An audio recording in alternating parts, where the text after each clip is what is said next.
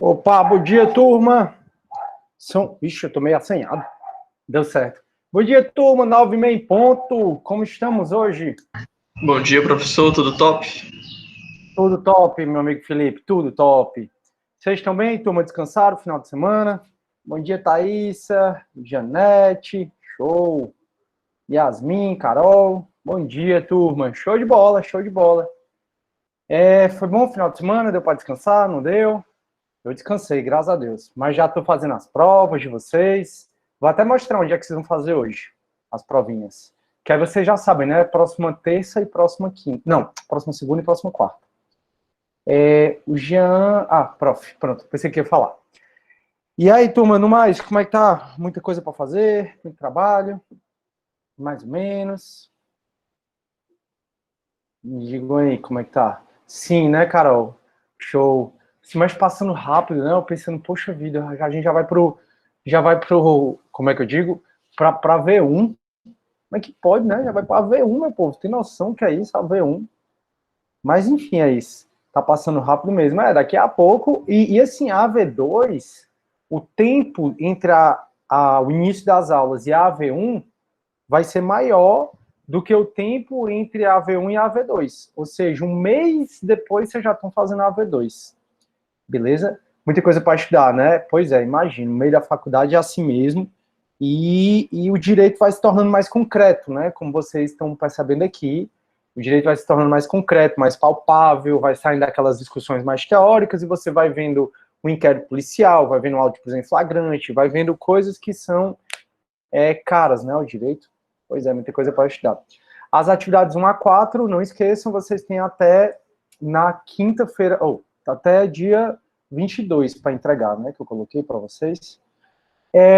Eu expliquei para vocês a atividade 4. Expliquei não, né, A turma? gente já tem 4 atividades. Tem 4, não? Deixa eu ver aqui. Vou começar a compartilhar minha tela. Então, pronto. Vamos lá, que aí eu... Ah, não, é que ainda está na 3, né? Entendi, é verdade. É porque vocês estão uma semana atrasados em relação a todos os meus outros... Aos terças e quintas. Porque na primeira semana, nas minhas disciplinas de terça e quinta, eu já passei a atividade 1. E para vocês, eu só passei a partir da segunda semana. Bora entrar aqui no AVA que a gente vê tudo. Turma, no AVA, né? O meu AVA é igual a de vocês. Aí eu estou aqui no AVA. E aí, turma, dentro do AVA, deixa eu letrar aqui, onde é que vocês vão fazer a prova, tá? Bem aqui, ó, tá vendo que o último bloquinho é avaliações? Então, ó, unidade 1, 2, 3, 4, 5, 6, aí 7, aí as atividades semanais, e aqui, ó, avaliações. Aí nas últimas, aí quando você clicar em avaliação, no dia e na hora da aula vai abrir esse questionário. Aí, perdi a primeira prova, que é dia 21, né? Aí dia 23 vai ter a segunda chamada. Então, quando você clicar aqui, no dia da aula, dia 21, 9h30 até 11 horas, vai estar aberto esse questionário. Perdi a primeira chamada, então bora fazer a segunda chamada. Deu para entender, pessoal, onde é? É no próprio AVA, certo? Tá aqui, ó, Direito Processual Penal 1, aí o último bloquinho é avaliações.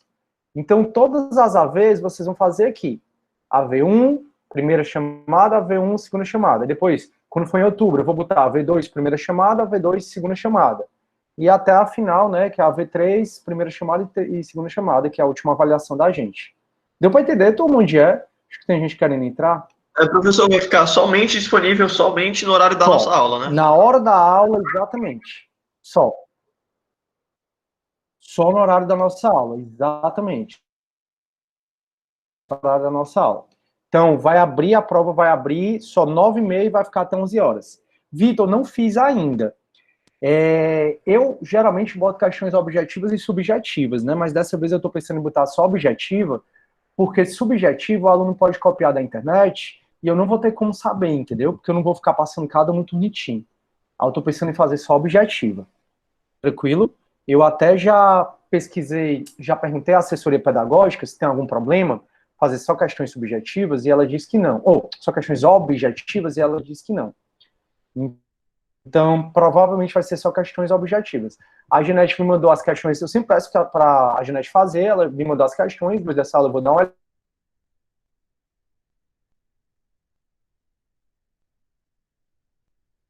15, aí sua questão pode estar lá na prova com seu nome bonitinho. Então, por exemplo,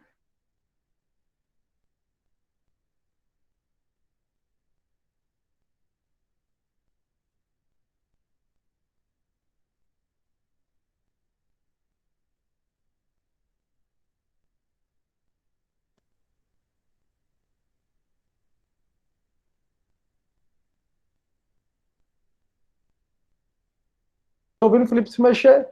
Porra. Tá travando. O que é que eu vou fazer, meu Deus? Também achei que era a minha internet. Rapaz, eu tô vendo um cara mexendo no poste ali. Será que ele tá roubando a conexão? Voltou. Pessoal, pra mim tá tudo normal. Porque o Felipe, por mais parado que ele fique, ele fica se mexendo assim, né? Que ele é muito ativo. Aí pronto. Obrigado, professor, são seus olhos. Me dei aqui 30 segundos, peraí.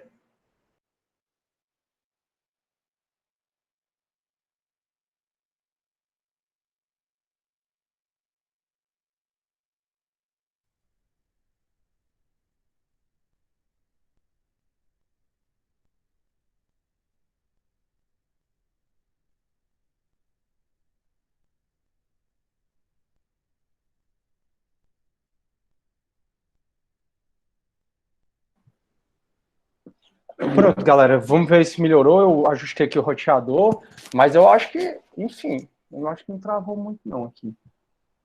Porra. Caramba, como tem gente entrando. Galera, entre pelo e-mail, turma. Eu já cadastrei todo mundo. Não custa entrar no meu da Unifor e copiar uma vez lá o linkzinho. Aí vocês entram sem a minha autorização.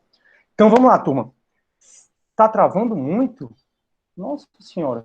Pessoal, o que eu posso fazer é rotear aqui já tá normal. Pois é, Thaís, eu tô achando que é a internet de vocês. Eu acabei de dar aula, ninguém coisou, mas também só a minha internet. Eu acabei de dar aula, ninguém reclamou. Que tá normal. Pois é, eu acho que é tua internet, Thaís. Pra ser bem sincero. Pois é, porque eu acabei de dar aula, não teve uma reclamação, graças a Deus. O que eu posso fazer aqui, turma, já que eu tô do lado do roteador? É como eu disse, tem um cabinho ali, e o pior é que ele tá jogando uma fumaça. Eu não tô entendendo mais nada. Aí deve estar roubando a internet, mas isso aí, paciência, não pode fazer nada. E se não der aí eu roteio do meu celular, que às vezes dá certo. Peraí, rapidinho de novo.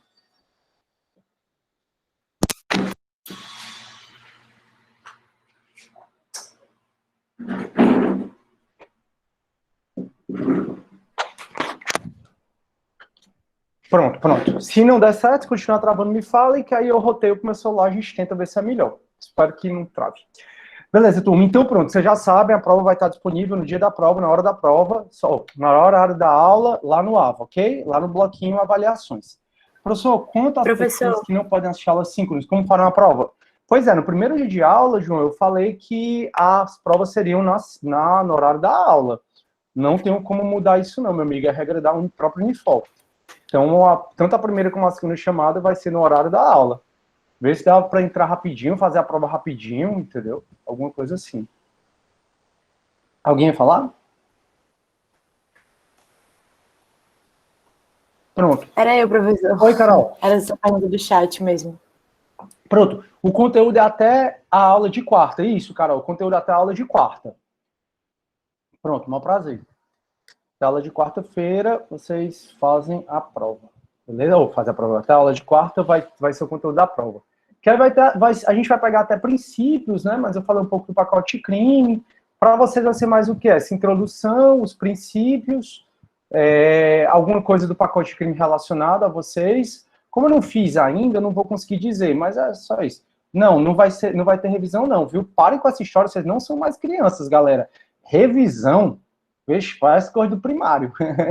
Não faça revisão. A revisão é no GED, com a minha querida monitora Genete, que aí vai avisar você. Revisão é assim, o professor, um otário, que dá aula feito louco, aí chega na última aula e diz, vamos fazer uma revisão. Aí o aluno só, o professor vai fazer revisão, prestar atenção só na revisão.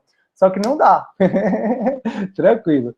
Então a Genete está dizendo aí, ó, que a revisão, né, que aí vai ser com a querida Genete, o GED vai ser tarde CD na sexta-feira, onde ela vai conversar um pouco com vocês sobre as questões da prova. Geralmente eu discuto a prova com a Genete, então provavelmente o que ela vai falar no GED vai ser o que vai cair. Revisadíssimo com a Genete. Pois é, e a Genete vai revisar muito bem. Professor, eu sei que o senhor já disse, mas só para confirmar, todas as questões vão ser objetivos, múltipla escolha. Cara, como eu já te disse 10 vezes, eu ainda não fiz a prova, mas a ideia é que eu estou pensando ainda é que eu vou colocar todas as objetivas. Eu falei hoje de manhã, né, com a professora Mariana Lopes, que ela é assessora pedagógica, ela disse que não tem problema. Hoje a disciplina de processual civil foi revisão. Não, tranquilo, Isaíde, mas eu vou até... O Marcelo Ponte até quer conversar comigo, ele mandou uma mensagem agora, ele disse, Marcelo, eu tenho uma aula no CD, 11 horas a gente se fala. Aí, vou falar, cara, revisão, que coisa de criança maternal, mas vai dar certo. Então, vamos lá começar a nossa aulinha de hoje? Vamos que a gente tem muita coisa para ver. Show? Que maldade! Show! Turma, minha tela está compartilhada, tá? Só para lembrar, ó, as avaliações vão ficar nesse bloquinho aqui, ó, avaliações. Então, quando for segunda que vem, daqui a uma semana, você vai entrar aqui, só vai abrir 9h30. Não adianta estar 9h20, ai, cadê? Tá programado para abrir e fechar 9h30 e fechar 11 horas. Tanto a primeira chamada como a segunda chamada. Caso vocês tenham algum aluno, algum amigo que, sei lá, não está vindo para a aula, diga, meu irmão, entra lá e marca lá tudo A, tudo B, tudo C, para pelo menos ter uma notinha. E aí, turma, como eu já expliquei, o trabalho são 4 pontos, né? Um ponto para cada trabalho, para cada atividade semanal, que é o que eu vou falar hoje, e a prova de vocês vai valer 7 pontos, de maneira que vocês vão ter um ponto extra, tá? A última atividade semanal foi a atividade 3, que é para você elaborar 4 questões objetivas inéditas, tá? Que aí, se você conseguir mandar para mim até dia 15, eu consigo colocar na prova as que eu achar mais adequada com seu nome bonitinho. Também, se você não conseguir mandar até dia 15, não tem problema, tá? Para você me enviar até o dia 22 de setembro. Então, ó, faltam 7 dias e 14 horas. Fechou? Aí, deixa eu ver se eu já postei a atividade 4, só um minutinho. A atividade 4, acho que eu já, que é o... Pronto, já sim. Turma, a atividade 4 também é até... Eu achei mó barata essa minha foto aí, como ficou. Também é até dia 22. Então, não precisa ficar agoniado. Atividade de 1 a 4, a entrega é até dia 22. Turma, tem um ramo do direito, que é o qual eu fiz mestrado, doutorado, pesquisando sobre ele, e o pós-doutoramento também, que é o direitos autorais. E o grande problema dos direitos autorais é que, muito embora seja um direito que você está produzindo o tempo todo, tá por ele está te protegendo o tempo todo, aspas, né, te protegendo, ele protege muito mais o intermediário, mas isso é outra discussão. Os direitos autorais, a gente não tem ele na faculdade, nem como obrigatório, nem como optativo. E eu fiz uma live para a biblioteca. Nessa live, foi mais ou menos 1 horinha, bem rapidinha, e eu conversei um pouco sobre direitos autorais nas mídias sociais. Então, todo o tempo você está publicando conteúdo. Então, você está publicando foto no Instagram, vídeo no Instagram, está criando coreografia, e tudo aquilo, você vai entender, é protegido pelos direitos autorais. E eu expliquei rapidamente a relação desse conteúdo que você produz com essas mídias sociais, o que é que elas podem fazer, o que é que elas não podem fazer com o conteúdo que você posta lá. Aí, você vai assistir essa palestra, tá aqui o link para você assistir, e você vai responder essas questões. Então, essas questões, principalmente a última, para você responder, você vai ter que ter assistido essa palestra. Aí vale 1 ponto, você também tem até o dia 22 de setembro para entregar. Tranquilo, turma? Deu para entender? Show, show, show? Pronto. A atividade 3, ela vai até o dia 22, meia-noite. A atividade 4 vai até o dia 22, 23 horas e 59 minutos. Ou seja, primeiro faça a 3, depois faça a 4. Que a 3 vai acabar antes. Beleza? Show. Então é isso. Essas são as atividades de vocês. De 1 a 4, não vai ter mais atividade nas próximas semanas. Aí você pode entregar até o dia 22, não esqueça. Essas atividades, cada uma vale 1 ponto para as AVs, de maneira que vocês vão ter até 11 pontos, porque a prova de vocês vai valer 7 pontos. A prova de vocês eu ainda não fiz, provavelmente toda objetiva. Seja de VOF, seja de marcar a correta, seja de marcar a incorreta. Estou pensando se eu consigo elaborar alguma questão, se eu consigo, não, porque eu conseguir, eu consigo. Estou pensando o custo-benefício em elaborar uma questão subjetiva, onde você não vai ter como copiar direto da internet. Beleza? Então, pronto. O que é que eu vou fazer agora, turma? Eu vou desligar meu WhatsApp, porque ele está aqui enchendo o saco. Pronto. E aí eu vou agora para aquele materialzinho. Nós estamos na unidade 2, né? Vocês sabem. gente vai acabar a unidade 2 hoje, se Deus quiser. Então, essa é a unidade 2 e eu estou em notas de aula, princípios do processo penal. Depois disso, a gente vai para a ação penal, volta para a investigação, prisões, competência e termina com sujeitos processuais. Dessa forma, vocês vão perceber, é melhor da gente estudar. Então, turma, a gente está estudando os princípios do processo penal. O processo penal, então, você já entendeu, ele existe principalmente para garantir ao acusado, garantir àquele que está sendo processado criminalmente, certos direitos previstos na Constituição Federal. A gente está estudando os principais direitos previstos na Constituição Federal que o processo penal deve garantir a esse acusado, a esse cara que está em processo penal. Turma, a gente só fala que alguém é acusado quando esse alguém recebeu a citação válida, tá bom? Então, quando o oficial de justiça foi lá e citou, a gente teve essa discussão, fase pré-processual e fase processual. Então, o oficial de justiça foi lá, citou, a citação é válida, aí o cara se torna acusado. Ou então querelado, ou então denunciado, depois da citação. Antes da citação, você não pode falar que ele é acusado. Antes da citação, ele é indiciado, se ele está no inquérito policial, ele é suspeito, ele não pode ser acusado. Acusado só quando tem a citação que ocorre após o recebimento da denúncia. Só algumas terminologias, só para vocês já irem pegando o macete para irem falando de maneira mais correta. Então, a gente já estudou o princípio do juiz natural, que é um princípio constitucional expresso, são direitos que a Constituição garante ao acusado e o processo penal existe para garantir esses direitos. É um procedimento, o processo penal, que vai garantir esses direitos aos acusados. O fato é que, turma, o juiz natural é expresso na Constituição Federal, tem um promotor natural que é implícito, que decorre do juiz natural. Tem um devido processo legal, contraditório e ampla defesa, presunção de inocência e inadmissibilidade das provas obtidas por meios ilícitos. Na aula passada, a gente foi até aqui. Vimos que a presunção de inocência, que é um dos princípios mais importantes do processo penal, também chamado de estado de inocência, princípio da não culpabilidade, esse princípio aqui, ele é uma regra de tratamento e uma regra probatória. Por que é uma regra de tratamento? Porque ele manda que a pessoa seja tratada como inocente. A pessoa seja tratada como inocente. Então, por isso que a gente não pode dizer que o Lula, por exemplo, que tem 3 condenações, né, 2 no sítio Atibaia e 1 no triplex, ele possa ser tratado como culpado. Não, ele tem que ser tratado como inocente. E também é uma regra probatória, de maneira que você não precisa provar a sua inocência. Então, é uma regra probatória, porque você não precisa provar a sua inocência. E aí vimos a inadmissibilidade das provas obtidas por meios ilícitos. Até aqui, para que tem alguém querendo entrar, até alguém tem alguma dúvida, turma? Ou posso começar a partir daqui, de onde a gente parou? Acho que ninguém está com dúvida, né? Massa. Então, turma... Professor, só sobre a pessoa, tipo, é inocente, mas ela... Enfim, tipo, ela é suspeita. Ela continua sendo tratada como inocente, né? Tem todos os... Sim. Tem algum tipo de transição aí no meio? Tem não, Felipe. Ela tem que ser tratada como inocente. E até alguém me fez uma excelente pergunta, que aí eu disse, é uma discussão mais na frente, que a gente vai ter, mas eu até já adianto aqui. Foi exatamente o Natanael, ele está entrando agora.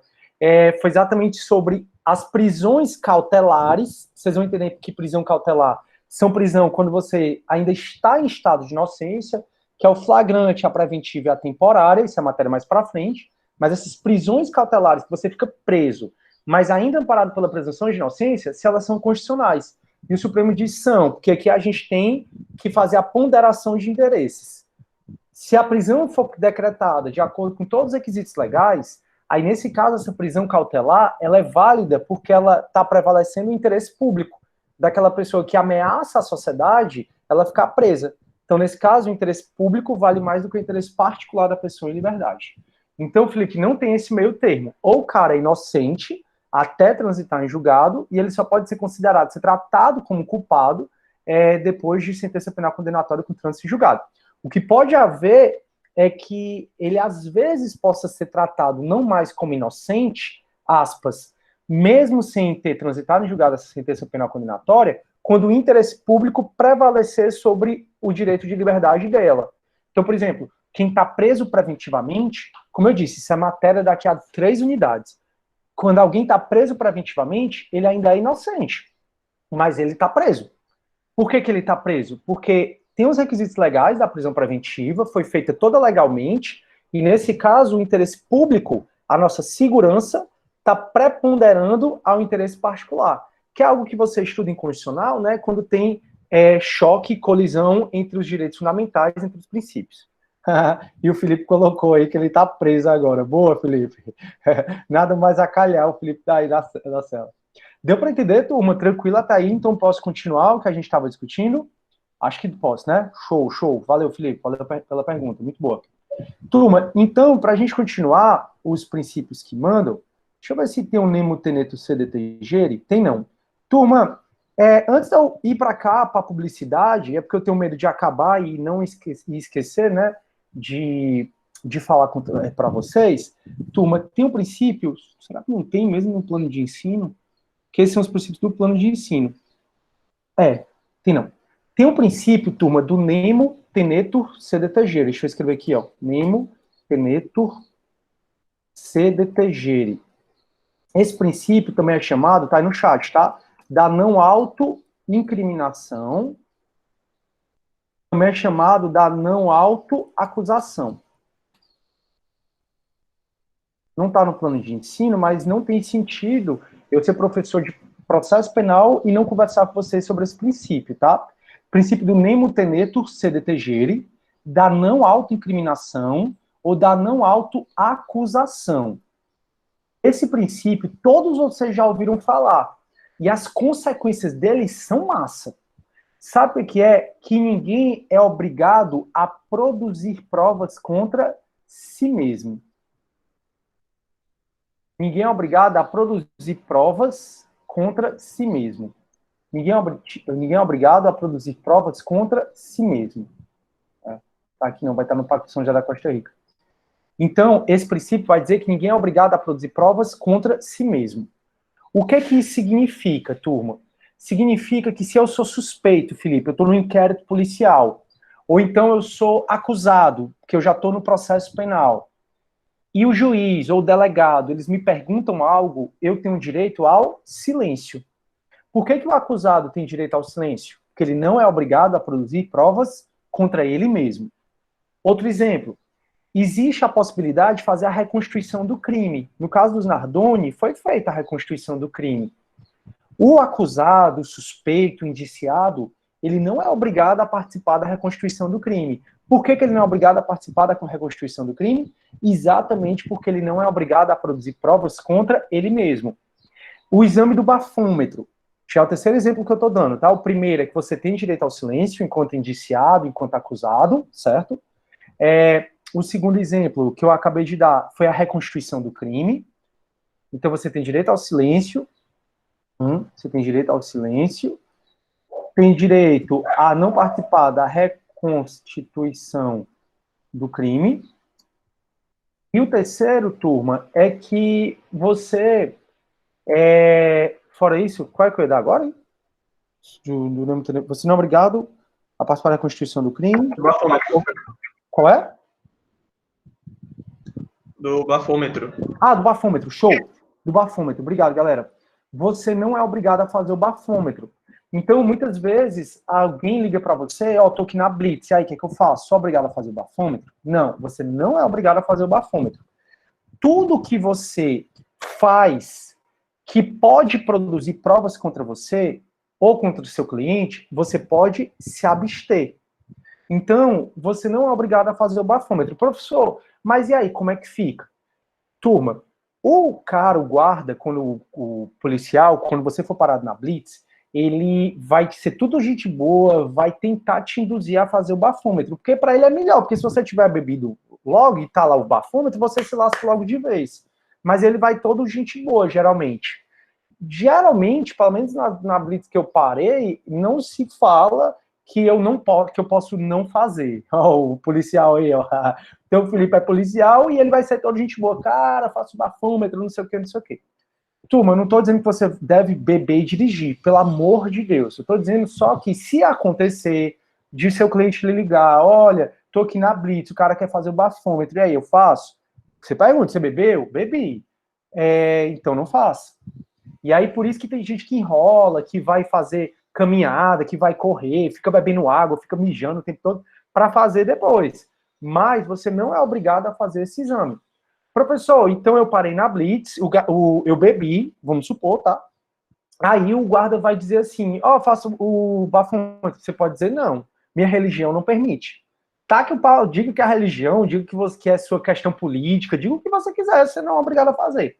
Só que eles têm uma tabelinha de ele marcar, que são sintomas que dá para perceber que a pessoa ingeriu álcool e dirigiu. Por exemplo, ele vai marcar, tá andando cambaleando, você não é obrigado a sair do carro, você é obrigado a sair do carro para fazer, se ele quiser fazer revista, tá?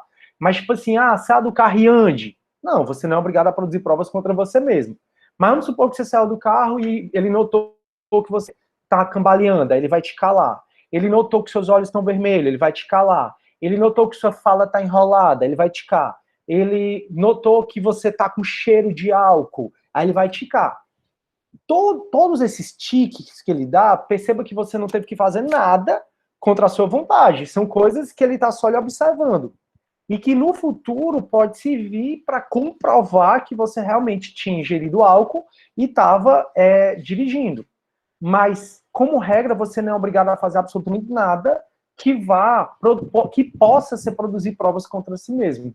Por isso que você não é obrigado a participar da reconstituição do crime, por isso que você não é obrigado a depor, você pode ficar em silêncio, por isso que você não é obrigado a fazer o bafômetro. Esse princípio foi muito discutido naquele caso em que o presidente se recusou a fazer o exame da Covid. Exatamente, Francisco, foi bem discutido. E desse princípio, aí bote bem grande agora uma atualização, tá? Porque com certeza é uma pergunta que alguém vai te fazer algum dia da tua vida. Algum dia da tua vida vai fazer assim, rapaz, eu recebi uma intimação. Eu sou obrigado a ir? Certo? Preste atenção no que eu estou falando, turma. Direito é prática, e a galera vai querer prática de você. Aí ele vai te perguntar, recebeu uma intimação na delegacia, recebeu uma intimação do judiciário, sou obrigado a ir? Resposta, sim. Você é obrigado a ir. Salvo, se você for investigado, se você for acusado. Ou seja, e isso é uma decisão super recente do Supremo, que foi do ano passado. Até ano passado, como é que eu ministrava essa aula? Você é obrigado a ir? Sim. Sempre você vai ser obrigado a ir. Então, como é que acontece? Você é intimado para ir para a audiência. Se você faltar, o juiz manda te intimar de novo para uma nova audiência. E nesse mandado, sai o mandado de condução coercitiva. Eu não vou ter nenhum para mostrar para vocês agora, porque está em época de pandemia, a gente não está fazendo condução coercitiva, né?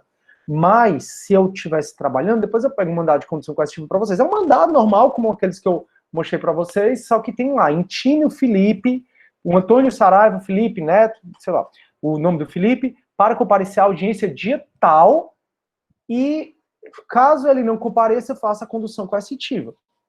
Então, como é que acontece? Para evitar, como é que foi o do Moro, tá? Deixa eu só voltar um pouquinho e aí eu fecho o raciocínio.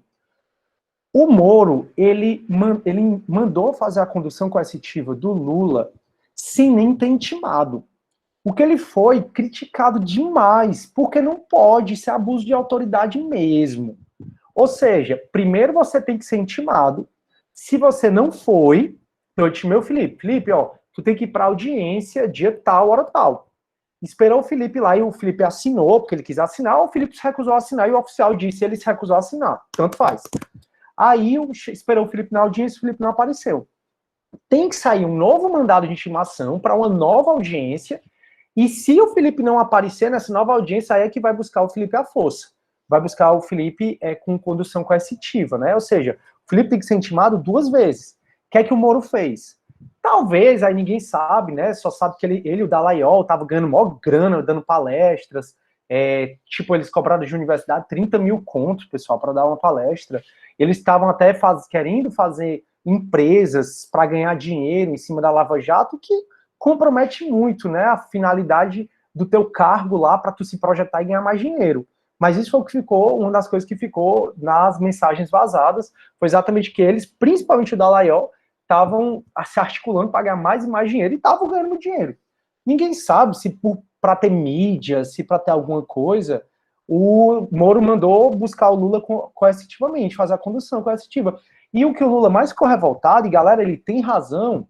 Galera, eu não tô falando aqui que eu tô defendendo o Lula, tá? Eu tô defendendo o fato jurídico. Podia ser eu, Felipe e tal, e eu estar falando a mesma coisa. Que o Lula tem razão é que o Lula não foi intimado, então não é justo, não é dentro do sistema garantista. Vocês sabem que a gente está no sistema acusatório, um sistema garantista de direito.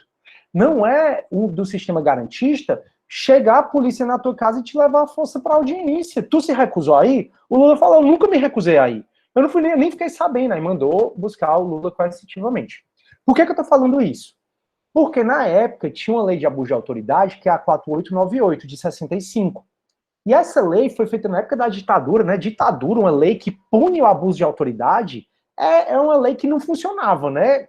Na época da ditadura, criar uma lei que pune o abuso de autoridade é uma lei de fachada. E existia essa lei que não ficou muito claro se o Moro estava colocando nessa lei ou não. Por conta disso, o Legislativo, né, discutindo a nova lei de abuso de autoridade, que entrou em vigor em janeiro desse ano, super nova, diz que constitui abuso de autoridade, é o crime do Moro aí. Não é mandar fazer a condução coercitiva sem intimação prévia. Então, os juízes têm todo o cuidado do mundo hoje. Ó, o que é que eu vi, certo? Na minha rota mesmo. Eu intimei o cara para ir para audiência, ele não foi. Aí saiu mandado de intimação com condução coercitiva. Só que o que aconteceu? Veio a pandemia. Porque veio a pandemia, essa segunda audiência, que eu deveria fazer a condução coercitiva, ela não aconteceu.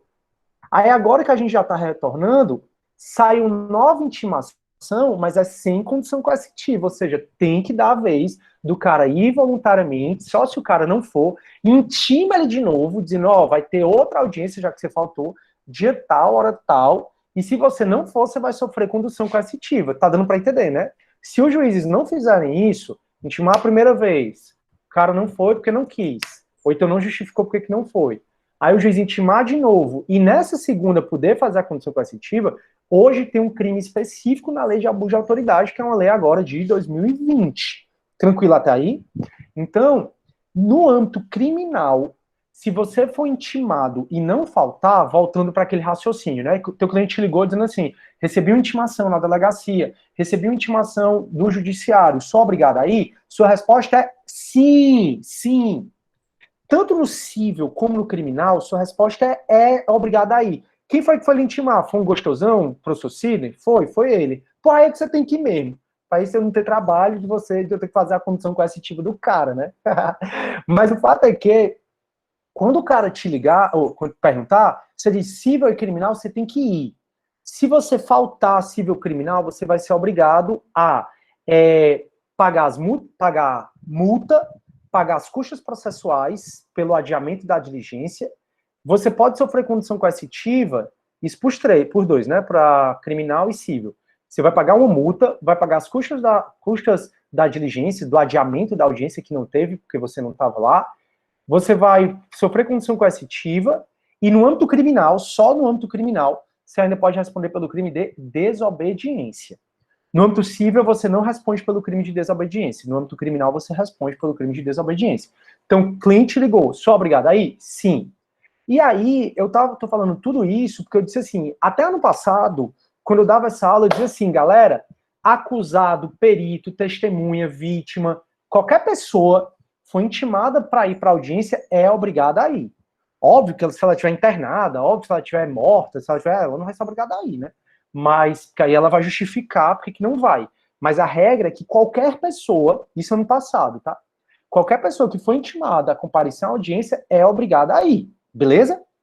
Hoje eu já tenho que falar assim, qualquer pessoa foi intimada para ir para uma audiência, seja civil ou criminal, pode ser vítima, pode ser perito, pode ser oficial de justiça, pode ser quem quer que seja, é obrigado a ir, salvo o acusado para o interrogatório dele. Então tem uma decisão super recente do Supremo dizendo que o acusado, ele não é obrigado a ir, e ele também não é obrigado, ele não vai sofrer condução coercitiva se for para o interrogatório dele. Por que isso vai acontecer?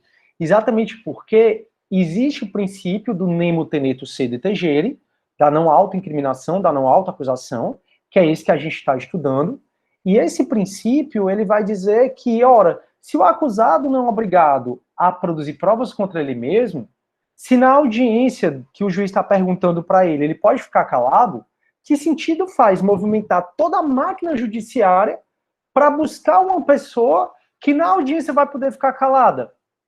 Então, ele não é obrigado a ir. Deu para entender, turma? Então, a mais recente decisão do Supremo é dizer que não pode haver condução coercitiva condução coercitiva do acusado quando ele se recusa a ir para a audiência. Não pode. Se o juiz o fizer, isso é crime de abuso de autoridade. Ah, professor, então como é que é o procedimento, né, dessa condução coercitiva? Felipe foi intimado enquanto perito para comparecer à audiência. Felipe faltou.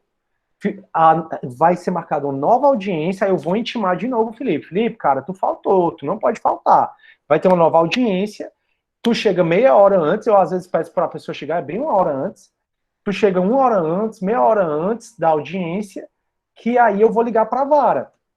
Se eu ligar para a vara e tu não tiver aparecido, obviamente quando você chegar lá na vara, você vai... Chegou com uma hora antes, chegou, eu sou o Felipe, cheguei. Aí eu vou ligar para a vara uma hora antes da audiência. Se tu não tiver chegado, vai eu e a polícia atrás de ti, onde quer que tu esteja. Então vai ser super constrangedor. Tu vai chegar na casa da tua mãe, vai chegar na tua casa, vai chegar... E eu tenho o endereço de todo mundo. A gente vai chegar e vai chegar teu endereço aqui, a gente vai chegar e vai te levar à força, tu vai na polícia como se fosse um criminoso. Então é melhor tu ir. Galera, para ser bem sincero, na grande maioria das vezes, quem falta porque o judiciário já desmarcou 200 vezes, falta porque o cara vive de bico e naquele dia teve um bico, falta porque tinha que faltar mesmo, sabe? E na segunda vez eles vão. É rara, assim, eu não faço muita condição coercitiva, porque geralmente eu ligo pra vara, digo, o Felipe chegou? Sim, o Felipe chegou, tá aqui, ó. Beleza. Então eu já tô lá de pronto, né? Porque se ele não tiver chegado, eu já ligo pra polícia, vai eu e a polícia pegar lá o Felipe. Mas assim, geralmente a galera vai. Deixa eu ver aqui o que, é que vocês responderam, né? Esse princípio foi discutido, já li o Felipe. Mas se eu for manco, alérgico e tiver comido bombom de licor, ele vai me prender? Não. Tá, essa é outra discussão, né? Felipe, pois isso aí é casuístico, né, Felipe? Ele tá ainda falando da época do bafômetro. Felipe, é casuístico, tem que ver. E quem vai decidir se vai te prender ou não, essa questão toda, é o juiz, mas todo mundo, inclusive o policial, ele vai poder fazer a prisão em flagrante. E para ele fazer a prisão em flagrante, ele tem que motivar. Então ele vai lá no auto de prisão em flagrante, ele te leva preso em flagrante. Durante o teu depoimento do flagrante, que vocês vão te dar comigo esse depoimento, tu vai falar que é manco, que é isso, que bebeu coisa de licor, pode o delegado não homologar o flagrante. Aí tu sai solto, entendeu? Tu não vai ficar preso em flagrante não, Felipe. Tu vai discutir isso mais na frente. Posso deixar de ir responder uma intimação se eu for acusado por causa do... Pronto, eu já expliquei para o Felipe, é isso. A Sara está fazendo assim. Luciano, estava lendo que o Moro utilizou a condição coercitiva mais de 200 vezes. Pois é. E aí, eu não sei se isso é verdade não, tá, Luciana? Porque eu não li isso. Mas também não estou duvidando. E esse crime que foi colocado na lei de abuso de autoridade foi exatamente por conta do Lula e o Moro. O Felipe... Isso leva quantos meses em média? Esse intervalo intermitente das informações, que seja, depende de vara para vara, cada vara é uma realidade diferente. Tem vara que o juiz trabalha como nunca. Rapaz, eu sempre vejo, tem juízes que chegaram, né, conversando assim, eles falaram, e até juízes de fora, falaram assim, rapaz, eu sou super odiado pelos juízes, porque, isso outros juízes falando, porque em 6 meses eu consegui baixar meu acervo processual, são menos de 100 processos. Tem juízes mais antigos que nem, assim, né, que trabalham num modo mais lento. Então, cada vara é uma realidade diferente, cada unidade judiciária, Felipe. A Isaí diz, são 2 intimações para ter sim, para todo mundo, tá? Não, a Isaí foi assim, são 2 intimações para só depois ter uma condição coercitiva. Não, Isaí, são 2 intimações e depois tem, mas assim, são só 2 audiências. Então, eu intimei o Felipe há 10 dias atrás, eu intimei o Felipe para comparecer hoje. Aí o Felipe não compareceu, Isaí. Aí o juiz, tá bom, vamos remarcar essa audiência para daqui a um mês. Aí pede um novo mandado de intimação. Nesse novo mandado de intimação, já vem um alerta para o Felipe. Felipe, compareça à audiência no dia tal, hora tal, daqui a um mês, né? E se você não comparecer, você vai sofrer condição coercitiva. E aí é dessa forma que acontece. Daqui a um mês eu ligo para a vara, o Felipe já chegou? Não, não chegou. Então eu vou buscar o Felipe à força. Deu, entendeu? Eu acho que deu para entender. Não deu, Isaíde? Tu me diz aí. Nathanael, professor, o mesmo rito se aplica? Se aplica, Nathanael, para testemunha, para vítima, para o perito, para qualquer pessoa que foi intimada, salvo o acusado. Porque o acusado, depois dessa decisão do Supremo, ele não é mais obrigado a comparecer. Não pode mais sofrer condição coercitiva.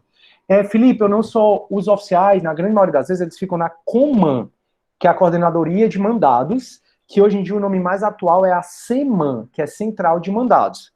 Então, cada oficial fica lá, todas as varas vão mandando mandados para a COMAN ou para a CEMAN, que elas distribuem de acordo com o bairro ao qual o oficial de justiça é responsável. Então, você, quando for fazer uma petição inicial, obrigatoriamente você vai ter que colocar o CEP, obrigatoriamente. Você não pode colocar o CEP geral de Fortaleza, por exemplo, que é 60 mil. E aí a gente é dividido por bairros, e cada bairro tem um CEP. Então, o sistema já identifica se é para mim e já manda para o CEP a qual eu sou responsável. Então, o oficial, pelo menos onde tem COMAN e CEMAN, ele não fica numa vara específica. A Mariana está dizendo assim, salvo se for assim, eu sei que tem colegas que são oficiais da 20ª unidade de juizado especial. Juizado especial, aí o cara fica só lá, juizado móvel, o cara fica só lá, mas eu não. A maioria dos oficiais estão lotados no COMAN semana, né? Pelo menos na região metropolitana. Mariana, só esclarecendo, soube que em relação à palestra do Dallagnol, ele cobrava e a renda era revertida para um hospital oncológico pediátrico. Ele, como meu emprego, não poderia declarar... Mariana, eu soube disso só uma vez, mas eu soube que ele recebeu mais de 30 mil, enfim, isso aí foi, acho que foi a defesa dele. Eu não sei se isso é verdade, não, viu? Sara, e outra coisa, qualquer servidor público pode ter uma outra profissão, né, pública, pode ganhar pública como professor também. Essa parte do que faz iniciativa privada não tem problema, não. O que ele não pode, eu posso, enquanto servidor público, sair dando palestra, assim como eu saio, ganhando dinheiro com isso. Isso aí não tem problema, não. O que eu não posso é usar meu cargo para me projetar ainda mais, entendeu? Mariana, não tem problema de ganhar dinheiro, não. Como palestra, não tem mesmo. Sara, tem uso de algemas nessa condução? Excelente pergunta, Sara. Súmula vinculante número 11. Eu ia falar dela quando a gente falava de prisões. Súmula vinculante número 11. E se é súmula vinculante, só pode ser do STF. Galera, súmula vinculante número 11 é a súmula mais desrespeitada do mundo, tá? Vocês já aprenderam em constitucional que súmula vinculante, ela vincula, né? Ela vincula as pessoas, ela vincula a administração pública, ela vincula todo o judiciário. Então, a súmula vinculante, ela vincula, ela é obrigatória, como o próprio nome está dizendo. Mas eu, sinceramente, isso é minha opinião, não tenho nenhum estudo científico, mas é a súmula mais desrespeitada da face da Terra. Porque a súmula vinculante número 11, ela manda que a autoridade policial só possa usar algemas em 4 situações. E depois que ela usar a algema, eu já falo dessas 4 situações, depois que ela usar a algema, a autoridade policial, ela tem que motivar, fundamentar bem direitinho, no caso concreto, por que usou a algema. E se ela não motivar, ou se a motivação não for adequada, o ato processual todo e aquela prisão é nula. E a autoridade que usou a algema, ela ainda pode responder civil, administrativa e penalmente. Olha essa súmula, eu vou até mostrar para vocês. A gente vai falar dessa súmula, mas eu vou mostrar para vocês. É bom que vocês já vão saber, eu já vou adiantando o conteúdo. Olha aqui essa súmula como ela é dura. Ó. Aqui, ó. Só é lícito o uso de algema em casos de resistência. Esses aqui são os 4 casos, tá? A gente pula, ó. Pronto. Só é lícito o uso de algemas, pule a parte em azul, são as 4 causas que você pode usar algema, né? Que a autoridade pode usar algema. Já eu explico elas. Então, só é lícito o uso de algemas, justificada a excepcionalidade por escrito, sob pena de responsabilidade disciplinar, civil e penal, disciplinar e administrativa, tá? Então, só é lícito o uso de algema um desses 4 casos, em um deles, justificada a excepcionalidade por escrito, sob pena de responsabilidade administrativa, civil e penal do agente ou da autoridade que usou, e de nulidade da prisão e do ato processual que se refere, sem prejuízo da responsabilidade civil do Estado. Olha aí, Tá dizendo assim, ó, que se numa busca e apreensão que tá fazendo na tua casa, usarem algemas em você, do nada, aquela busca e apreensão é nula e quem usou a algema e não justificou pode responder civil, administrativamente e penalmente. Olha como essa súmula é dura. Mas realmente, eu pessoalmente, isso é minha opinião, não tenho nenhum estudo científico, vejo que é a súmula mais desrespeitada da face da Terra. Primeiro porque eu até tive o prazer de orientar, né, uma PRF, uma Policial Rodoviária Federal, e ela fala, né, pessoal, todo mundo acha essa súmula inconstitucional, ela tem vício de inconstitucionalidade, principalmente a formal, porque uma súmula é uma reiterada decisão do tribunal sobre aquele assunto. Então, para o tribunal fazer uma súmula, ele já tem que ter decidido milhões de vezes aquele assunto e decidido da mesma forma. Essa súmula, ó, só tem 4 precedentes. Essa súmula só tem 4 precedentes. E, ó, 1, 2, 3... Aqui eles botaram mais, mas essa súmula, ela só tem... Para ela ser feita, porque depois eles foram inserindo mais, mas para ela ser feita, só tinha 4 precedentes, e os 4, eles não tratavam diretamente sobre esse caso. Enfim, é a opinião lá dos policiais, mas o fato é que a galera acha essa súmula muito inconstitucional, um vício de inconstitucionalidade formal, e essa súmula é uma súmula muito dura, mas no meu ponto de vista, Sidney Soares Filho, eu acho essa súmula extremamente desrespeitada, porque qualquer coisa a polícia já está usando algema. Aí diz assim, ó, quando é que pode usar algema? 4 casos. Resistência do preso, a prisão ou resistência do preso ao ato, a busca e apreensão, por exemplo, fundado receio de fuga do preso, perigo à integridade física do próprio preso, então o preso quer se matar, ou então perigo à integridade física alheia. Só esses 4 casos. Quando motivadamente o preso está resistindo àquele ato, àquela prisão, àquela situação, então aí usa algema. Quando tem fundado receio de fuga dele, quando tem perigo à própria integridade física do preso ou de terceiros. Só nesses 4 casos pode usar algemas. Só nesses 4 casos? Só. Súmula vinculante vincula. Beleza? Aí a PRF, kkkk, prof, Janete, podem mandar o link da decisão do Supremo no grupo depois, sobre o acusado não poder comparecer? Pronto, a Janete vai enviar. Pronto, beleza, turma, até aí? Então deu para entender o princípio do nemo tenetur sed etegere? Pense, peixe nemo. Nemo tenetur sed etegere, não há auto-acusação, não há auto-incriminação. Você não vai ser obrigado a produzir nada contra vocês. Eu sempre, para até vocês entenderem melhor, né, tudo isso que a gente conversou, os nossos políticos, ai, como eu queria que a gente vivesse num país mais honesto, porque assim, a corrupção é um discurso muito cômodo, mas é porque a corrupção é muito cultural, né? E eu acho um discurso muito cômodo, muito conformista, assim, muito adequado. Não é cultural, vamos mudar essa porra, eu não gosto de corrupção, você não gosta de corrupção. Mas enfim, isso é outro assunto que frustra muito. O fato é que os nossos deputados, nossos senadores, têm a prática de quando são chamados para depor enquanto testemunhas, eles entram com habeas corpus no Supremo. Deixa eu recapitular um pouco melhor. A gente vai ver, e eu até já disse para vocês, que a atividade de investigar os crimes não é privativa da polícia através do inquérito. Então a gente acha que só inquérito investiga crime. Não.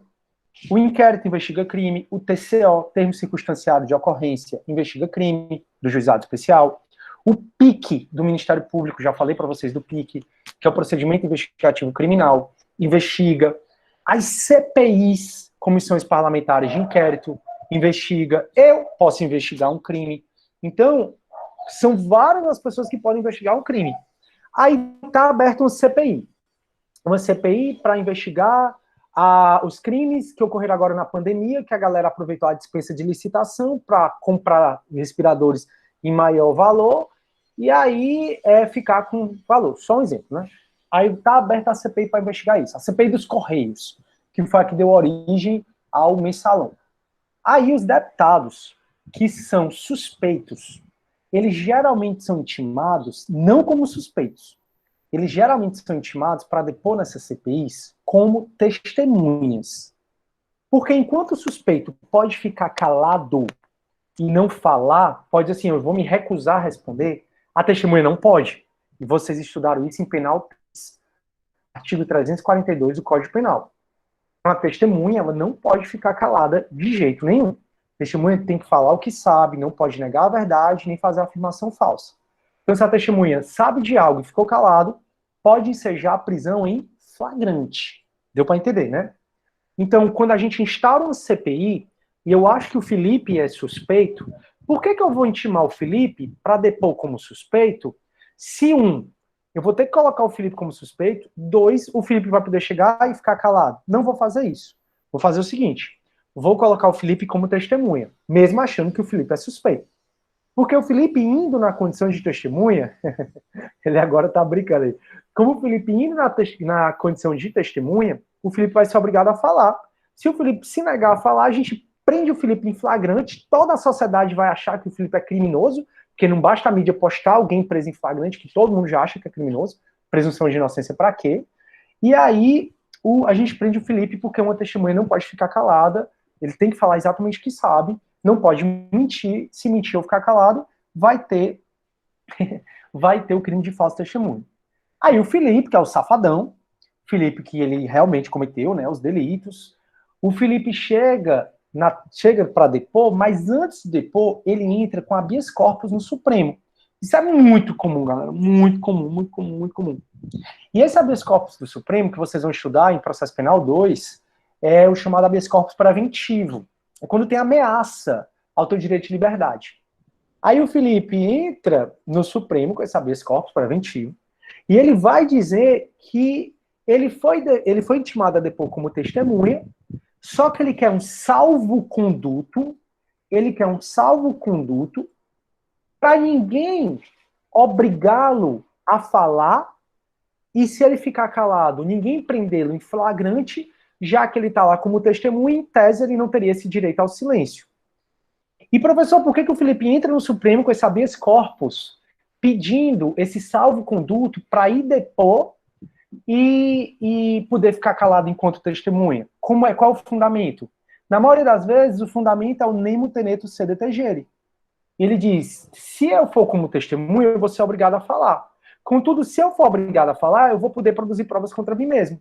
Contudo, o direito à não autoincriminação, à não autoacusação do nemo tenetur sede tangere, me assegura que eu não seja obrigado a falar coisas que podem produzir provas contra mim mesmo. O que é que o Supremo faz? Quase 100% das vezes, ele concede a ordem de habeas corpus. Então, o Felipe impetrou habeas corpus, pedindo salvo-conduto para ir depor e ficar calado como testemunha, e aí o Supremo concede a ordem, e a decisão lá do Supremo vale como salvo-conduto. Aí o Felipe chega lá na CPI, cheio da moral. E ele vai dizer assim, olha, eu tô com salvo-conduto, eu posso não falar nada, mas eu, como sou um homem próbobo, eu, como sou um homem honesto, eu vim aqui e vou falar de tudo. É, bonitão, tu vai lá falar de tudo, porque, enfim, tu tá com salvo-conduto.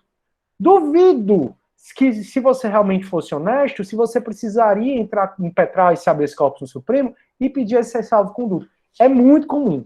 Então eles vão, os gostosões lá, os deputados, os senadores, e isso vai para qualquer pessoa, vale para mim, vale para você, vale para todo mundo. E aí vai, todo gostosão, depois como testemunha, dizendo, eu vim aqui porque eu sou honesto, próbobo. Mas tu é honesto, próbobo, por que tu pegou esse salvo-conduto aí? Por que tu pediu? Filho da mãe. E isso acontece muito, e o fundamento da grande maioria das vezes desse habeas corpus é exatamente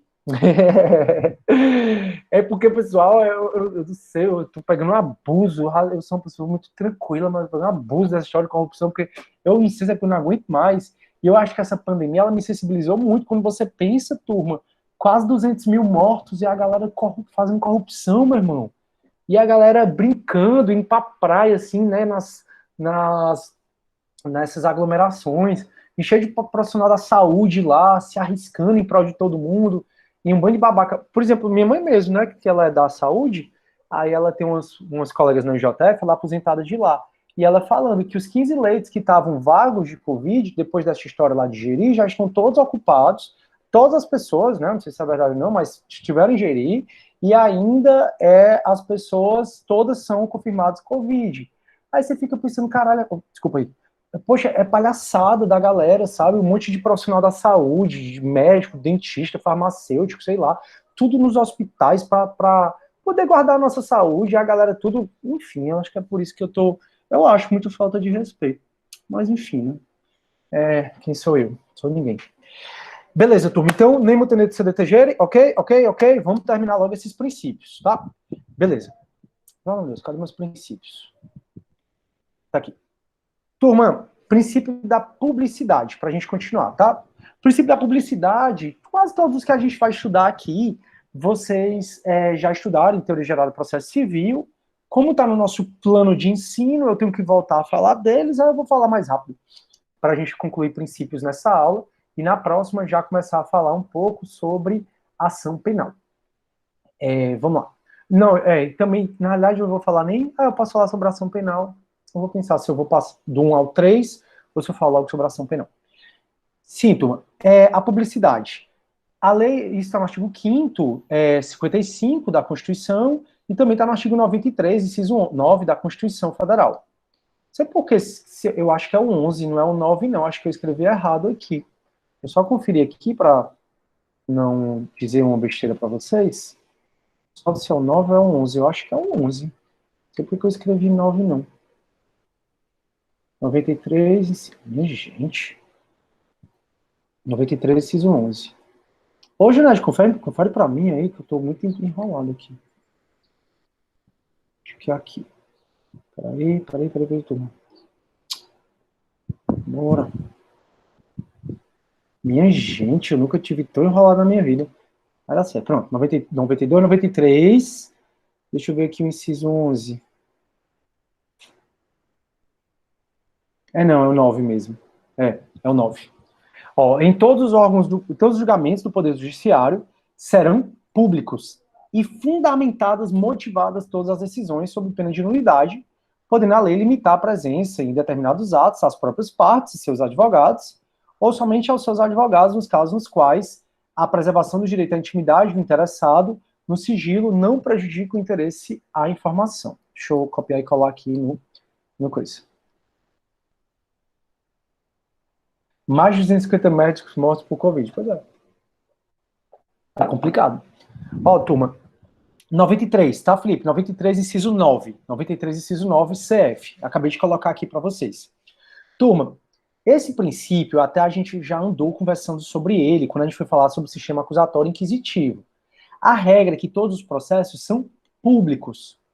É óbvio que tem exceções, turma. É óbvio que tem exceções, como eu já falei para vocês, nos crimes contra a dignidade sexual.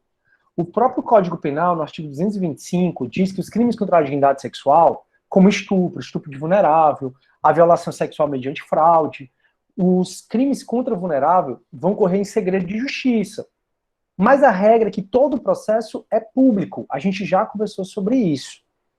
Excepcionalmente, pode haver limitação a essa publicidade, mas é quando o interesse à intimidade exigir, como é o caso desse que eu estou falando para vocês, os crimes contra a dignidade sexual.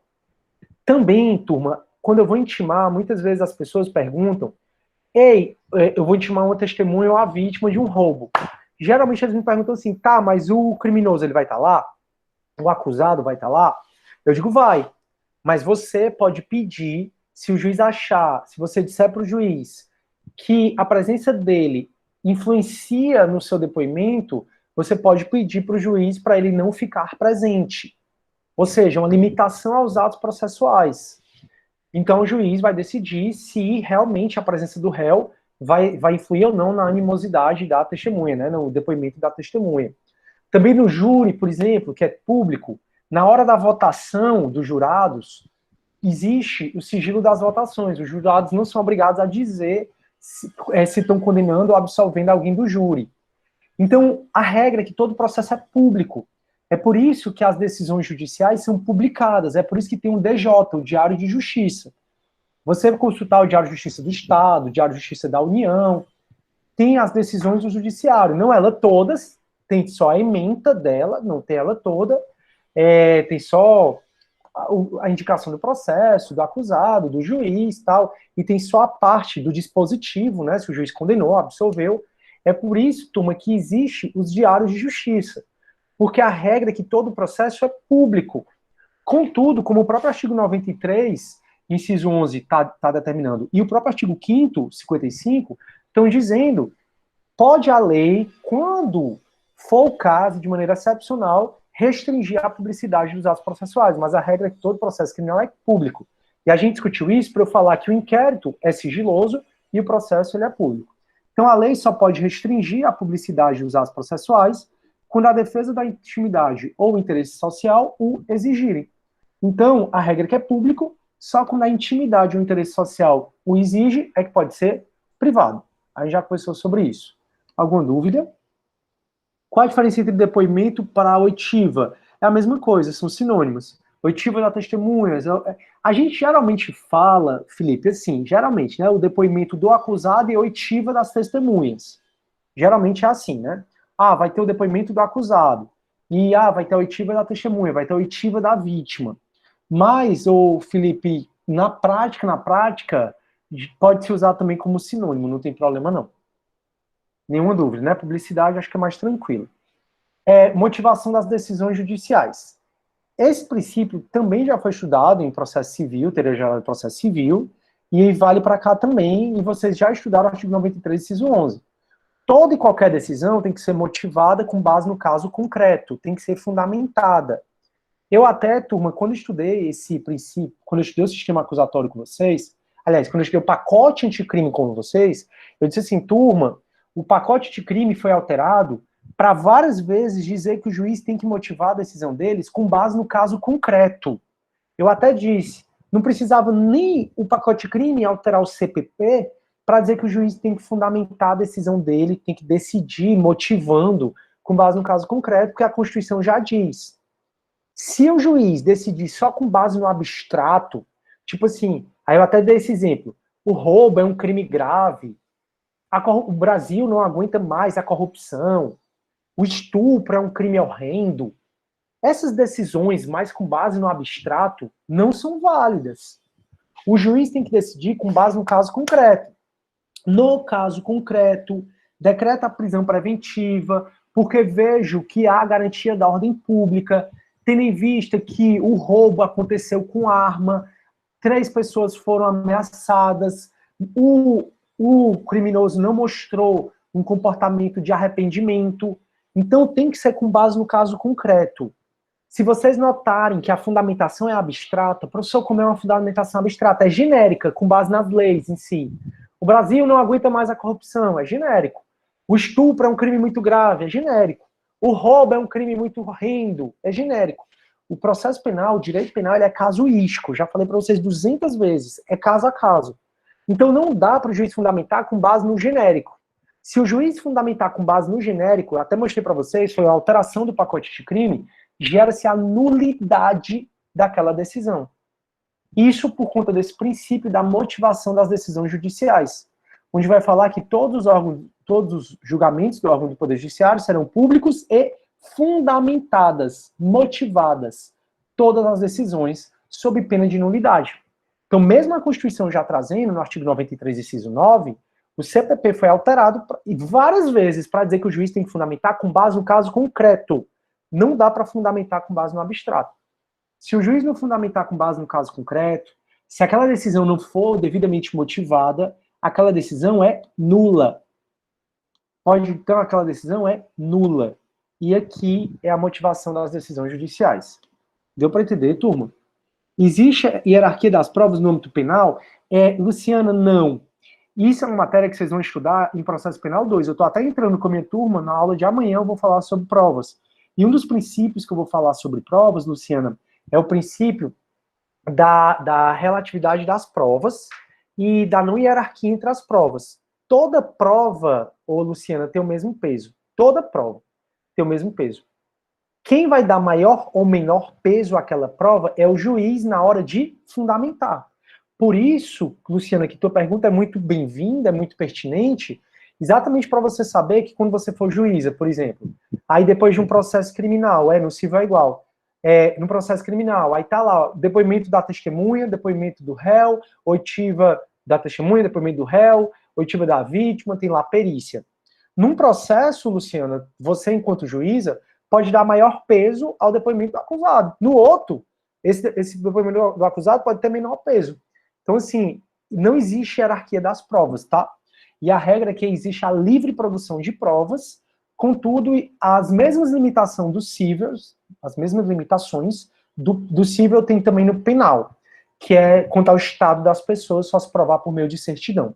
Mas isso é matéria do próximo semestre, mas sua pergunta é super bem-vinda, exatamente para vocês saberem o tanto de coisa que o juiz vai produzir, o juiz vai fundamentar com base no caso concreto, e nessa fundamentação é que ele vai dizer qual é a prova que pesou mais para aquela decisão dele. Show. Então, voltando aqui, esse é o princípio da motivação. Princípio, deixa eu só ver quantos faltam aqui para a gente terminar hoje, se Deus quiser. Princípio da busca da verdade real. Aqui é diferente do civil, tá?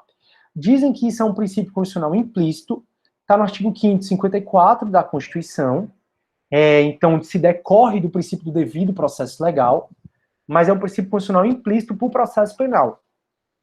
No processo penal, você vai ver que o juiz, e você vai perceber em processo penal 2, mas já aprenda aqui. No processo penal, o juiz tem uma postura mais ativa do que um juiz civil. Um juiz civil, geralmente, ele fica mais passivo, esperando as partes produzirem provas. O juiz civil, como regra, não produz provas de ofício. Ele fica mais passivo. E no processo civil, enquanto o juiz no processo civil é mais passivo, quando no penal ele é mais ativo, no processo civil tem a revelia, que é o fato de que se o cara não contestar, não se defender no prazo legal, o que ele falou é presumido verdadeiro. Então, no processo civil tem a busca da verdade formal. No processo civil, o juiz ele é mais passivo. Se a pessoa for citada não se defender no prazo legal, inverte o ônus da prova, de maneira que, mesmo que aquilo nunca tenha acontecido, porque ele perdeu o prazo, o juiz vai ter tido como verdadeiro, como regra. Então, no civil, o juiz é mais passivo, e lá no civil a busca da verdade formal. O que é a busca da verdade formal? O juiz vai julgar de acordo com o que está nos autos. Ponto. Se o cara for revel, presume verdadeiras as alegações da inicial. No processo penal não tem isso. Primeiro, excepcionalmente, o juiz pode produzir provas de ofício. Está no artigo 156 do CPP. Então, processo penal, excepcionalmente, o juiz pode produzir provas de ofício. Isso está no artigo 156 do CPP. Você vai ver no próximo semestre. Excepcionalmente, o juiz pode produzir provas de ofício. Então, isso já mostra que no penal, o juiz tem uma participação mais ativa do que no civil. Exatamente porque no civil, o juiz busca a verdade formal, o que está no processo. No penal, o juiz busca o que realmente aconteceu. Daí porque busca da verdade real. O juiz tem que buscar o que realmente aconteceu. Busca da verdade real. Então, civil, formal, penal, real.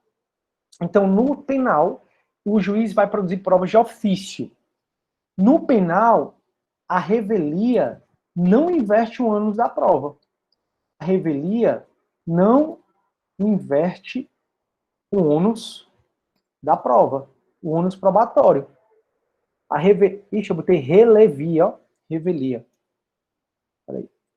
Revelia. Pronto. A revelia, professor, existe revelia no penal? Existe. Mas qual a diferença do civil? No civil, a revelia, ela inverte o ônus da prova. O que foi dito na inicial é tido como verdadeiro. No penal, se eu citei o cara para ele responder a acusação no prazo de 10 dias e ele não respondeu, no penal, a acusação continua com o mesmo ônus probatório. Tem que provar que o crime aconteceu e tem que provar que o cara é o autor do delito. E no penal, por conta da verdade real, o juiz vai poder produzir provas de ofício. Provas de ofício, tá, turma? É sem provocação. Então, mesmo que ninguém peça aquela prova, o juiz pode fundamentadamente dizer, determino o depoimento do Sidney, muito embora nenhuma das partes pediu o depoimento do Sidney, acho oportuno ouvi-lo porque ele é a testemunha ocular, porque isso, aquilo, outro. Deu para entender, pessoal, a busca da verdade real que tem no penal e formal que tem no civil? Deu para entender isso, turma? Isso implica várias coisas, né? Então, no processo penal, o juiz tem que buscar o que realmente aconteceu. No formal, não. No formal é o que está nos autos. No real, que é do penal, o juiz tem que buscar o que realmente aconteceu. Por isso que o CPP autoriza que esse juiz produza provas de ofício. Por isso que, mesmo se eu for citado para me responder criminalmente e não responder à acusação, eu sou rével, mas não presume que eu cometi o crime. Show. Professor, então, verdade formal que está nos autos é o que o juiz civil procura que ele busque e a verdade real é a do juiz mais para o penal. Isso, para o penal. Então ele tem que buscar o que realmente aconteceu. Por isso que no real, na verdade real, né, no processo penal, o juiz pode produzir prova de ofício para chamar para os autos coisas que não estariam porque as partes não solicitaram. No civil, não. No civil, o juiz ele não vai poder pedir o meu depoimento se nenhuma das partes solicitarem. No penal, o juiz vai poder pedir o meu depoimento mesmo que as partes não solicitem. É óbvio, Felipe, que o juiz ele tem que ser imparcial. E para o juiz ser imparcial, ele tem que evitar produzir provas de ofício, porque a partir do momento que o juiz manda produzir provas de ofício, é porque ele meio que já está pré-julgando. E o juiz criminal só deveria julgar ao final. Tranquilo, Felipe? A lei de abuso de autoridade ou alguma outra lei influencia, interfere em alguma coisa dessas produções de ofício? Interfere, Felipe, se ficar caracterizado que o juiz está exercendo, abusando do poder dele, né? E aí a gente teria que mudar de assunto e ir para uma lei que você vai ver em penal 4, que é uma optativa. Mas, assim, se o juiz abusar do poder, da autoridade que aquele cargo lhe dá, seja para incriminar alguém, seja para absolver alguém, isso pode ensejar, assim, algum crime da lei de abuso de autoridade. Mas o juiz sempre tem que procurar ser imparcial. Show? Por isso que ele tem que evitar, ao máximo, produzir provas de ofício. Porque se ele produz provas de ofício, muito embora ele possa, meio que ele está pré-julgando e ele só deveria julgar ao final. Tranquilo? Show? Então, deixa eu voltar para cá. Oh, Jesus, eu quero voltar para cá. Princípio da iniciativa das partes. Aqui a gente também já conversou. Turma, o judiciário ele é inerte. O judiciário ele é inerte. Ou seja, para começar um processo penal, isso a gente vai falar na nossa próxima unidade, que é a ação penal, precisa ou o MP ajuizar uma denúncia, ou o advogado particular ajuizar uma queixa-crime. Então o juiz, por mais que o juiz veja um crime acontecendo, então o juiz está ali na praia, viu um roubo. O juiz não pode deflagrar uma ação penal de ofício. O juiz tem que esperar ser provocado. O judiciário ele é inerte, ele tem que esperar ser provocado. Na nossa próxima unidade, né, que já é a próxima, que é a ação penal, a gente vai ver que precisa o judiciário ser provocado por meio de denúncia do MP ou por meio de queixa-crime, no caso do ADV particular. Então eu fui lá e xinguei o Felipe. Felipe, você... Aí cometi um monte de injúria contra o Felipe. Por mais que o juiz tenha visto eu xingando o Felipe, o juiz não vai poder me processar. É o Felipe que tem que procurar um advogado para entrar com queixa-crime contra mim. Por mais que um promotor de justiça veja um crime acontecendo, ele tem que ainda provocar o judiciário, por meio da denúncia, para o judiciário poder começar o processo penal. Então, esse princípio da iniciativa das partes, ele vai dizer que o judiciário é inerte, que o judiciário precisa ser provocado. Só um minutinho, Felipe. Diz assim, ó. Nos crimes de ação penal pública, ela vai ser promovida por denúncia do MP. Está no 24 do CPP, tá? Nos crimes de ação penal pública, como é que vai iniciar um crime de ação penal pública, que é a regra? Vocês viram isso em penal 1, que é o roubo, furto, homicídio, latrocínio, vai iniciar por meio de denúncia do MP. Mas dependerá, quando a lei o exigir, de requisição do ministro da Justiça. A gente vai revisar isso, né, que vocês viram em penal 1 na próxima unidade. Agora, ao ofendido ou quem tem qualidade para atentá-lo, caberá intentar ação penal privada por meio de a queixa-crime. Então, esse princípio da iniciativa das partes vai dizer o quê? O judiciário é inerte e ele vai esperar ser provocado por meio do MP, que vai fazer uma denúncia.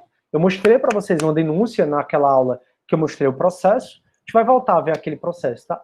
Que a gente lembra do roubo, que o casal estava chegando em casa, aí a mulher saiu para abrir o portão, chegou um cara, rendeu, saiu, esse cara roubou o carro e os celulares dele, saiu, eles pegaram o vizinho, saíram atrás do carro, lembram?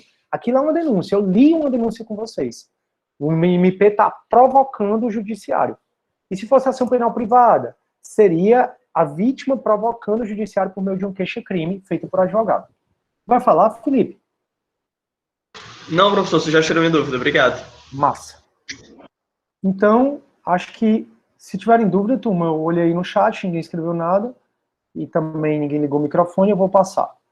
Turma, impossibilidade de julgamento ultra petita, né? Que aí é a mesma coisa do processo civil. Ultra petita, extra petita, citra petita, mesma coisa. Turma, impossibilidade de julgamento ultra petita significa que você não pode, que o juiz, aliás, não pode julgar mais do que foi pedido. Ele não pode dar mais do que foi pedido. É o princípio da, vocês viram em processo civil, o princípio da adstringência. Da adstringência. Esse princípio diz que o juiz está adstrito ao que foi pedido, seja pela acusação, seja pela defesa. Então, o juiz não pode dar julgamento nem ultra petita, mais do que foi pedido, nem extra petita, incluir pedidos que não foram pedidos. Então, por exemplo, o MP pede na denúncia a minha condenação na pena de até 4 anos. Se o juiz me condenar numa pena de 5 anos, ele está sendo ultra petita. Ele está dando mais do que foi pedido. E essa decisão, ela é nula. O juiz tem que refazer para poder dizer o tanto, no máximo, o tanto que o MP pediu. Se o MP pediu que eu seja condenado por roubo, e o juiz me condena por roubo e por furto, ele está dando um julgamento extra petita. Decisão, obviamente, nula. Então, essa impossibilidade de julgamento ultra petita é a mesma coisa do processo civil. O juiz não pode julgar ultra petita, extra petita e citra petita. Não pode. Tem um instituto chamado emendatio libelli, mutatio libelli, que eu geralmente vi aqui em processo penal 1, mas eu percebi que eu vou ver mais em processo penal 2, que é na hora da sentença. Que é exatamente para o juiz ele não decidir nem mais nem menos do que foi pedido. O juiz tem que decidir exatamente o que foi pedido, até o máximo que foi pedido. Então, impossibilidade de julgamento ultra petita, acredito que vocês já sabem. Deixa eu ver aqui. Nenhuma dúvida. Show. E para a gente finalizar, né, todos os princípios que a unidade 2 manda a gente ver, eu vou para o princípio do favor rei, ou também conhecido como indúbio pro réu. Favor rei ou indúbio pro réu. Esse princípio do favor rei ou indúbio pro réu, tem gente, quem não sabe processo penal vai dizer assim, no processo penal, eu canso de ver o professor falando, tudo é indúbio pro réu, tudo tá errado. Tá errado. Eu consigo enxergar pelo menos 3 situações onde vai ter no processo penal indúbio pro societate. São situações que vocês vão estudar em processo penal 2. Então, por exemplo, quando o Ministério Público ajuiza uma denúncia contra alguém, o juiz vai decidir se recebe ou se rejeita. Aqui é indúbio pro societate, na dúvida a favor da sociedade, e não na dúvida a favor do réu. De maneira que o juiz vai receber.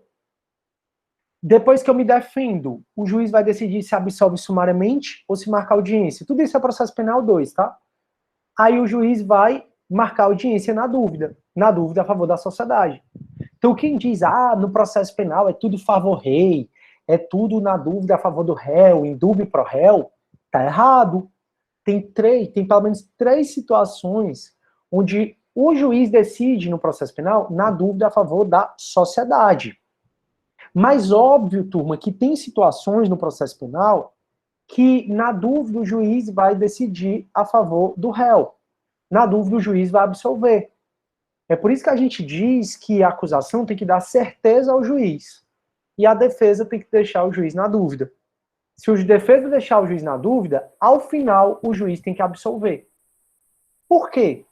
Porque lá quando vocês forem ver processo penal 2, que chegar na sentença, o professor de vocês vai estudar a sentença absolutória. No processo penal 2, o professor vai estudar sentença absolutória, sentença condenatória, sentença de extinção da punibilidade. Sentença absolutória tão somente, ou tem sentença condenatória tão somente se o juiz tiver certeza. Sentença condenatória só se o juiz tiver certeza. Certeza de quê? De que o crime existiu e de que o acusado foi o autor do delito. Porque na dúvida, na hora de sentenciar, o juiz vai absolver. Então o artigo 386 do CPP vai dizer assim, ó, o juiz absolverá o réu, mencionando a causa na parte dispositiva da sentença, que é lá no final, desde que reconheça. Aí tem vários incisos que diz quando o juiz vai absolver o réu. Ó, o último, ó, não existir prova suficiente para acusação, para condenação.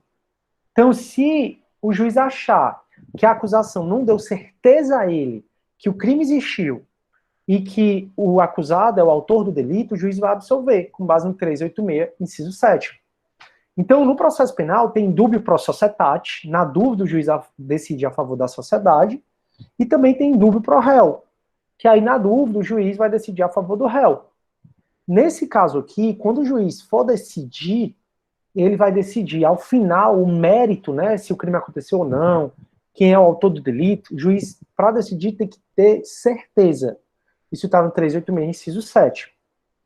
Para vocês fazerem a atividade, acho que foi a 2, foi a para dizer, foi 3. Se o Moro, não lembro, se o Moro foi ou não imparcial, eu coloquei para vocês um link. Nesse link, dizia o seguinte, que no habeas corpus, na dúvida, é decidido a favor do réu, que é exatamente esse princípio aqui. Os regimentos internos dos tribunais dizem que, em caso de empate no julgamento, vai ser decidido a favor do réu. Então é o princípio do indúbio pro réu. Mas é errado dizer que no processo penal só tem a favor do réu. É errado dizer isso. Turmas, concluímos a unidade 2, só para vocês verem, tá? Nosso plano de ensino. Eu sempre faço essa checagem com vocês, porque eu gosto muito que vocês vejam o que, é que a gente está vendo. Na unidade 1, ó, a gente já viu tudo isso. Na unidade 1 tá faltando só a gente ver 1.7. Só esse aqui, ó, na verdade. Já mostrei para vocês isso na aula passada. Tá faltando a gente só ver essa parte aqui, que é do... Não, é só essa partezinha aqui, ó. Que é do artigo 1 a 3 do CPP, tá? É esse que eu tô em dúvida se eu começo na próxima aula ou não com ele. Talvez eu comece já pra gente vencer a unidade 1, que é do 1 a 3. Então, unidade 1, já fiz a checagem com vocês, tudo a gente já viu. Unidade 2 são os princípios do processo penal. Vejam como todos esses princípios são os princípios que eu coloquei no material. Juiz natural, devido processo legal, contraditório, por defesa, todos esses princípios eu vi com vocês, tá nesse materialzinho aí que a gente estava apresentando.